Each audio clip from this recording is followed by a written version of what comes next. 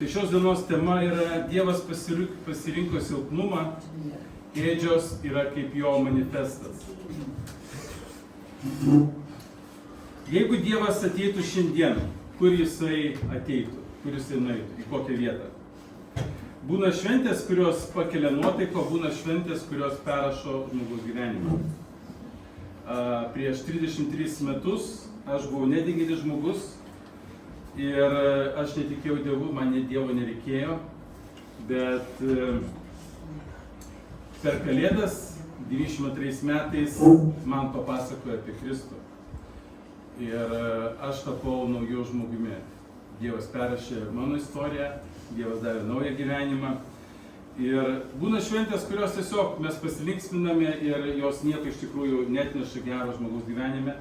Bet šitos šventės, Kalėdos, būtent tas prisiminimas, kad Kristus gimė į šitą pasaulį, atnešė gyvybę ir man.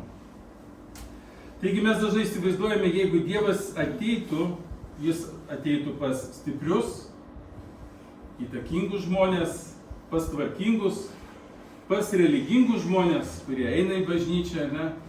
Mes galvojame, kad galbūt jis ateitų pas tuos, kurie yra gražiai pasipuošę, kaip mes šiandieną.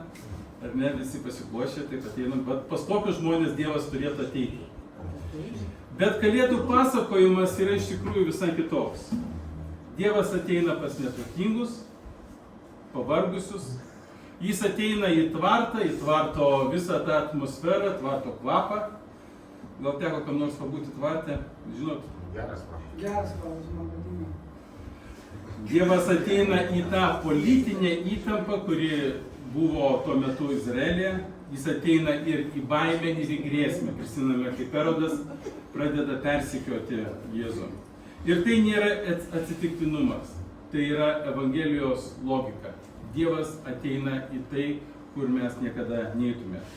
Taigi klausimas mums, kur aš pats būčiau apgyvendinęs Dievą, jeigu jisai ateitų pas mane šiandieną į namus?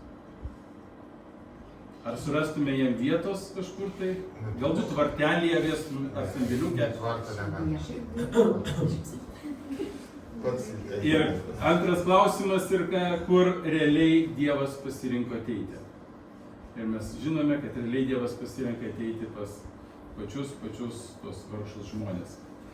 Taigi, antras punktas, jiems nebuvo vietos. Luko 2 skyriuje mes skaitome tą Evangelijos pradžią, kai Kristus ateina į šitą pasaulį, kai jis gimsta, 7 eilutė, mums sakoma,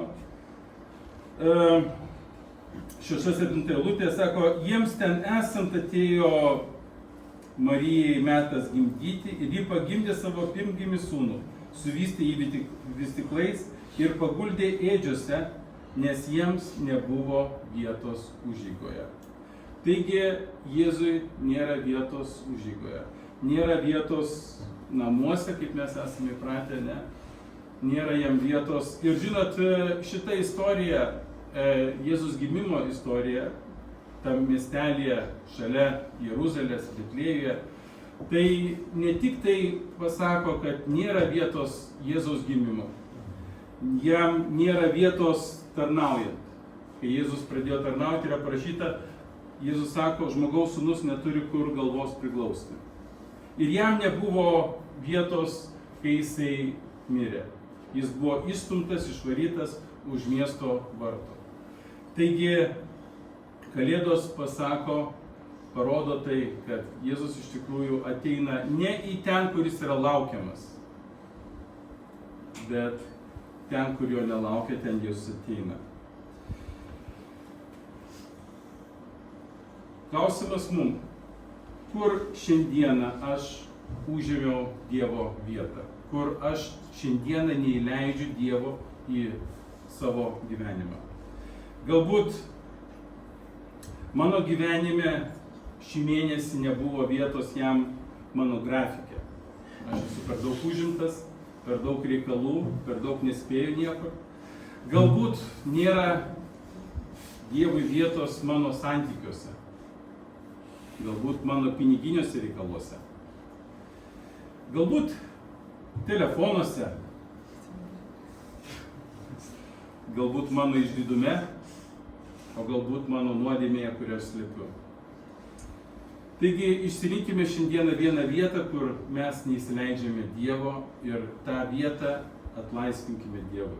Duokime jam raktą nuo tos vietos ir pasakykim, Dieve, ateik į šitą vietą ir būk tenai mano viešpačiu.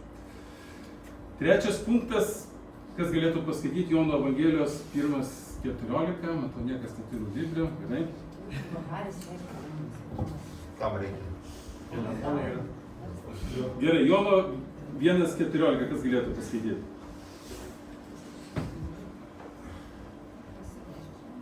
Kas pasiruošė šiandien atėjo?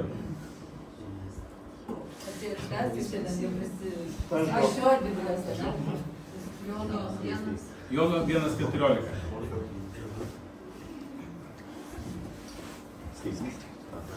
Tas žodis tapo kūnu ir gyveno tarp mūsų, mes regėjome jo šlovę, šlovę Dievo viengimio pilno malonės ir tiesos. Čia parašyta, kad žodis, tai yra Jėzus, tapo kūnu ir gyveno tarp mūsų. Taigi čia yra ta vieta, kur Kalėdos tampa nebe šventė, bet tampa sprogimu. Graikiška įžvalga, žodis yra gyveno, tas toksai graikiškas žodis. Kažkada mokiausi biškį graikų kalbos, tai bet biškį pamiršau. Taigi šitas žodis išvertus iš graikų kalbos reiškia pasistatė palapinę arba apsigyveno palapinėje. Ir tai yra aliuzija į sandoros palapinę. Prisimenat, kad Dievas apsigyveno toj sandoros palapinėje. Tai buvo Dievas šalia žmonių. Dievas atėjo labai arti. Jis atėjo prie žmonių. Taigi mintis kokia? Dievo šlovė nebėra tokia tolima. Nėra kažkoks tai Dievas kažkur jisai tenai gyvena, bet jisai atėjo labai arti. Ir tai nėra idėja, tai nėra filosofija ar religinis kažkoks tai jausmas. Dievas apsigyveno su mumis ir jis apsigyveno kaip asmuo. Taigi neįprasta mintis, kurią mes skaitome, kad Dievas pasirinko nusižeminti. Dievas galėjo, žinot, ateiti kaip suaugęs karalius, su palyda, su savo šlove, su savo angelais, su ugniniais vežimais ir galėjo ateiti ir nusileisti čia į šitą žemę, bet jisai pasirinko kitaip. Jisai pasirinko ateiti kaip kūdikis, pasirinko gimti šitoje žemėje. Ir jam kaip kūdikiui reikėjo mamos pieno, apsaugos, šilumos ir laiko užaugti. Taigi matome, kad Dievas iš tikrųjų daro viską kitaip, negu mes kartais norėtume ir įsivaizduojame. Tai reiškia, kad Dievas ne tik tai mums įsako, ką mums daryti, bet jisai supranta mus. Jisai žino mūsų nuovargį, alkį, ašaras, atstumimą ir neteisingumą. Viena istorija buvo gydytojas Paul Brandas. Jisai dirbo su raupsuotaisiais žmonėmis Indijoje. Ir žinot, tai yra labai baisi liga, labai skausminga liga. Ir tie žmonės yra beveik pasmerkti mirčiai. Ir jisai pasakojo, kad viena iš didžiausių raupsuotojų kančių yra ne ta liga, bet tai, kad niekas jų nepaliečia. Jie tampa neliečiamaisiais. Ir kai pirmą kartą kas nors švelniai juos paliečia, žmogus pratrūksta verkti, nes jis vėl pasijunta žmogumi. Taigi, kas atsitiko su Kalėdomis? Dievas per Kalėdas prisiliečia prie žmogaus. Jisai ateina į žmogišką kūną. Jisai tampa toks kaip mes. Jisai per savo prisilietimą tampa žmogumi. Ir Dievas tada, pažinote, Jėzus, jisai prisiliečia prie raupsuotojo, prisiliečia prie aklojo, prie sužeistojo, jisai prisiliečia prie atstumtų žmonių. Taigi Dievas daro revoliuciją mūsų visam tam įsivaizdavime. Ketvirtas dalykas, jisai nusižemino. Kas galėtų paskaityti Filipiečiams 2, 5, 8.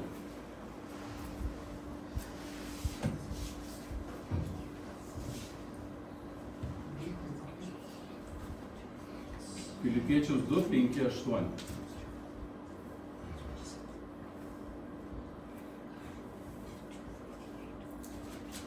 Aš galiu Skaityk. mąstykite taip kaip Kristus Jėzus, kuris esybę būdamas Dievas, nesilaikė pasiglemžęs lygybės su Dievu, bet apiplėšė save ir esybę tapo tarnu ir panašus į žmones. Ir į išorę tapęs kaip žmogus, jis nusižemino, tapdamas klusnus iki mirties, iki kryžiaus mirties. Ačiū. Čia mes matome, kad Dievas pats save apiplėšė. Jisai būdamas Dievas, jisai turėjo viską, ką jam reikia. Jam nereikia papildomos šlovės, garbės, pinigų ar kažkokios valdžios. Jisai pats savo noru apiplėšė save. Jisai sako, esybė tapo tarnu ir panašus į žmogų. Kas galėtų įsivaizduoti, pats Dievas, kuris sukūrė mus, pats tampa tuo pačiu žmogumi.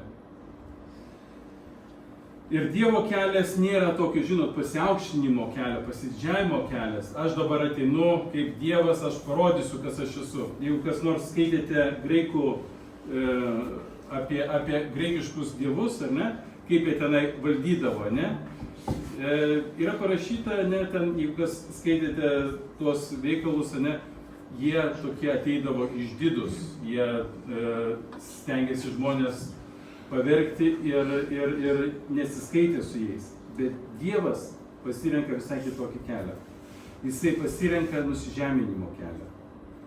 Tai gimsta ėdžiose, jisai tarnauja neturte ir finale jis bus nukryžiuotas.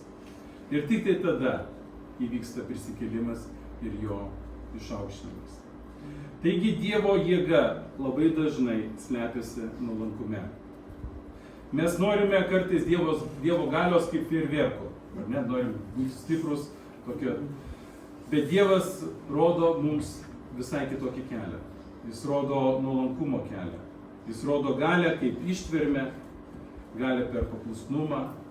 Savo galią jis parodo per meilę priešams, per atleidimą ir tarnystė be jokios reklamos. Tai yra visa karalystė atvirkščiai kojomis, aukštyn kojomis, ar ne? Taigi, paklauskime savęs, kur man šiandieną reikėtų nusižeminti, kad Kristus būtų matomas mano gyvenime. Galbūt ginčuose ginu ne savo tiesą, o savo ego, labai dažnai mūsų gyvenimuose būna. Ir kur aš noriu būti aptarnaujamas, o ne pasitarnauti. Labai dažnai mes norime būti aptarnauti, gerai aptarnauti, aplink mūsų apšokinėti, bet nenorim pasitarnauti. Penktas dalykas, Dievas pirmiausia prabyla per paprastus žmonės. Jisai nueina į tuos pakraščius, į tuos paprastus žmogeliukus. Ar ne tais laikais piemenys buvo laikomi ta tokia vos nežemiausia grandim žmonių. Ir Dievas būtent ateina pas tus žmonės. Kas galėtų paskaityti Luko Evangelijos 2 skyrių nuo 8 iki 14 eilutės?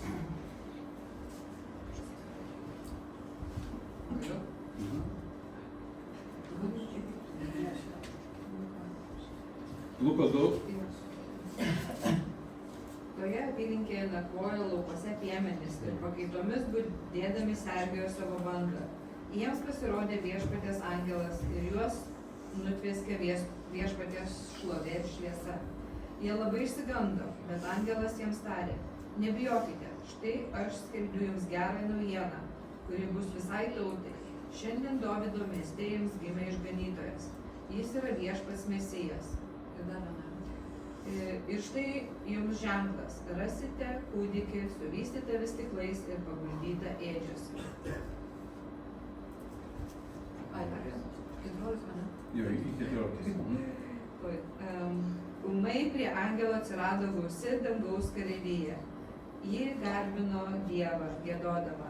Garbė Dievui aukštybėse, o žemėje ramybė jo mylimiems žmonėms. Ačiū.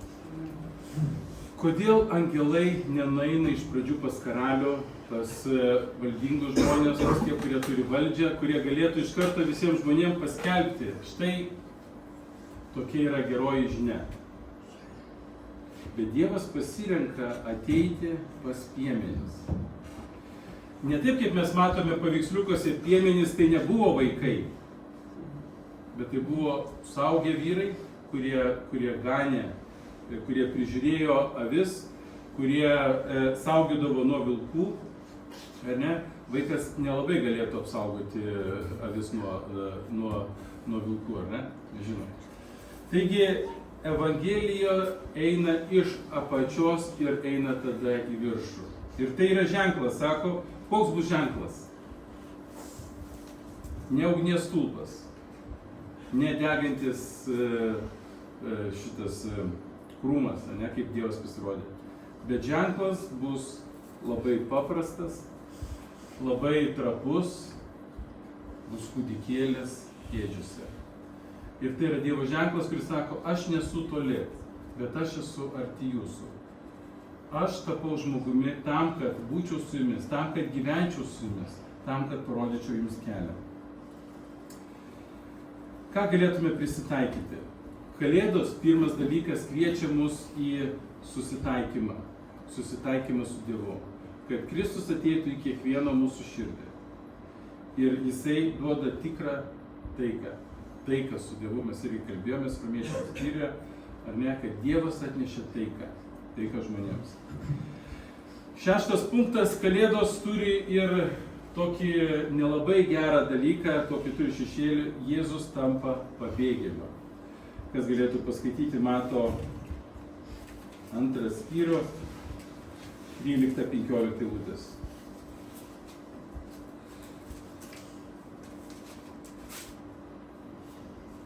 Išminčiams iškeliavus, štai vėl pasirodo Juozapui sapne Viešpaties angelas ir sako, kelkis, imk kūdikį su motina ir bėk į Egiptą, pasilik ten, o tau pasakysiu, nes Erodas ieškos kūdikio, norėdamas jį nužudyti.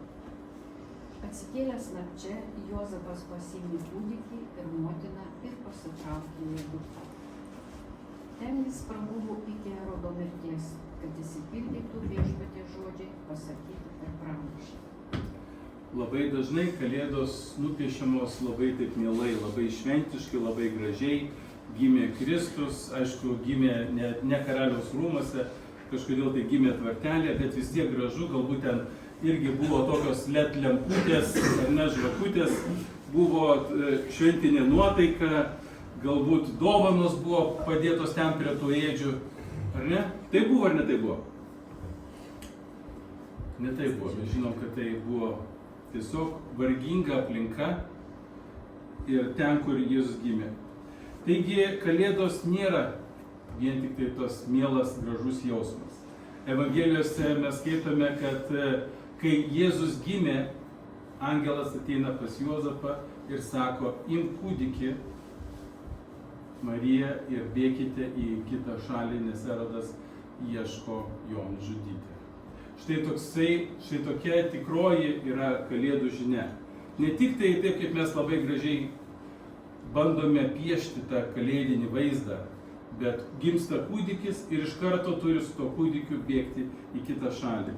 Taigi Jėzus nuo pat pradžių patiria pasaulio žiaurumą. Ir tai reiškia, kad Jėzus neatėjo į tą tokį šventiškai pasipuošusį pasaulį, kuris laukia jo.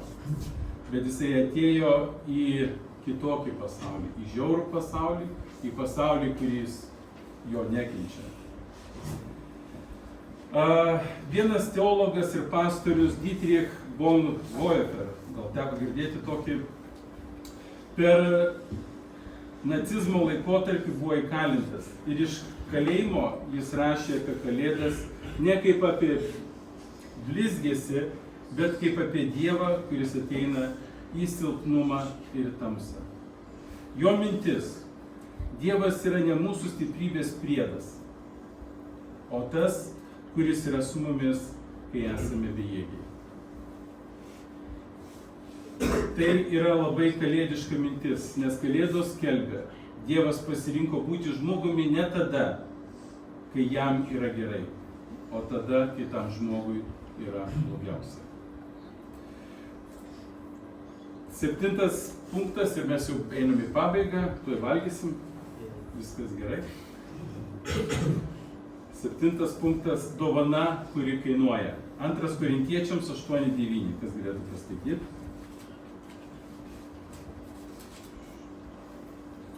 2 Korintiečiams 8:9. Jūs juk pažįstate mūsų viešpaties Jėzaus Kristaus malonę ir žinote, jog jis, būdamas turtingas, dėl jūsų tapo vargdieniu, kad jūs taptumėte turtingi dėl jo neturtą.